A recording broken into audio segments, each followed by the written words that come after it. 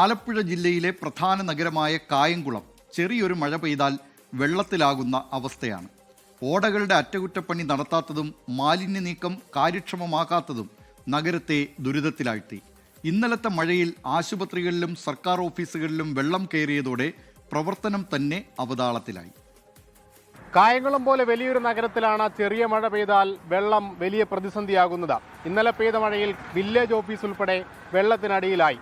പെയ്ത വെള്ളം ഒഴുകിപ്പോകാൻ കായംകുളം നഗരത്തിൽ ഒരു മാർഗവുമില്ല.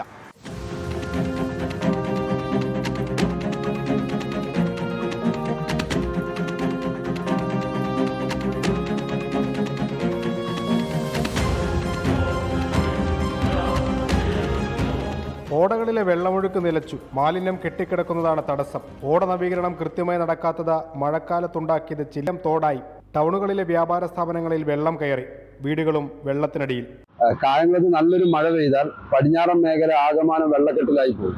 ഈ വെള്ളക്കെട്ടിലാകുന്നതിന്റെ പ്രധാന കാരണം തന്നെ നിർമ്മാണ പ്രവർത്തനങ്ങളൊക്കെ അവിടെ ഇവിടെയൊക്കെ ആയിട്ട് നടക്കുന്നുണ്ടെന്നുള്ള യാഥാർത്ഥ്യമാണ്. പക്ഷേ ഒരു നന്നായി ആ പ്രദേശത്തെ കുറിച്ച് വെള്ളക്കെട്ടിനെ സംബന്ധിച്ച് നന്നായി പഠനം നടത്തിയിട്ടുള്ള ഒരു നിർമ്മാണ പ്രവർത്തനം അല്ല നടക്കുന്നത്. അതുകൊണ്ടാണ് ഇത്തരം ചെറിയ മഴകളിൽ പോലും അതീവ ഗുരുതരമായ വെള്ളക്കെട്ടുകൾ ഉണ്ടാകുന്നത്. തിരക്കൊഴിയാത്തതുകൊണ്ടാണ് പ്രശ്നം പരിഹരിക്കുന്നതിൽ കാലതാമസം നേരിടുന്നതെന്ന് നഗരസഭ കൃത്യമായി ഇടപെടാൻ നടത്തുന്നതിൽ കായംകുളത്ത് തിരക്കൊഴിഞ്ഞിട്ട് എന്ന് ഓട നവീകരണം നടക്കുമെന്നാണ് നാട്ടുകാരുടെ ചോദ്യം.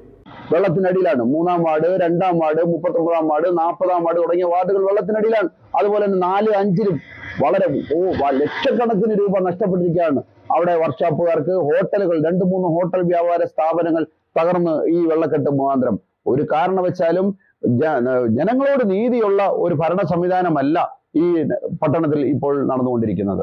തദ്ദേശ തെരഞ്ഞെടുപ്പിന് മുന്നോടിയായെങ്കിലും പ്രശ്നം പരിഹരിക്കപ്പെടുമെന്നായിരുന്നു നാട്ടുകാരുടെ പ്രതീക്ഷ. അതും നടന്നില്ല.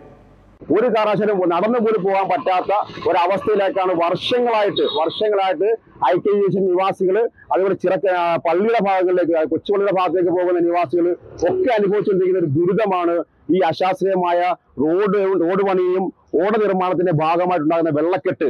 കാരണം അവിടെ താമസിച്ചുകൊണ്ടിരിക്കുന്ന ജനങ്ങൾ വർഷങ്ങളായിട്ട്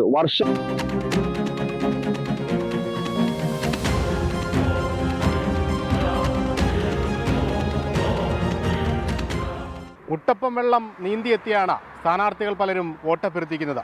ഒപ്പം ഒരു വാഗ്ദാനം കൂടി, ഓടപ്രശ്നം ഉടൻ പരിഹരിക്കാമെന്ന്. 5 വർഷം മുമ്പേ കേട്ട ഡയലോഗ് ആയതുകൊണ്ട് നാട്ടുകാർക്ക് വലിയ അതിശയവുമില്ല. ആലപ്പുഴയിൽ നിന്ന് ഷിബിൻ ബഷീറിനൊപ്പം അശ്വിൻ പാലാഴി, 24. ലോകത്തെവിടെയായാലും ഏത് സമയത്തും 24 വാർത്തകളും ഓഗ്മെന്റഡ് റിയാലിറ്റി പാക്കേജുകളും എക്സ്പ്ലെയിനറുകളും വിശദമായി കാണാൻ ഞങ്ങളുടെ യൂട്യൂബ് ചാനൽ നിങ്ങൾക്ക് സബ്സ്ക്രൈബ് ചെയ്യാം.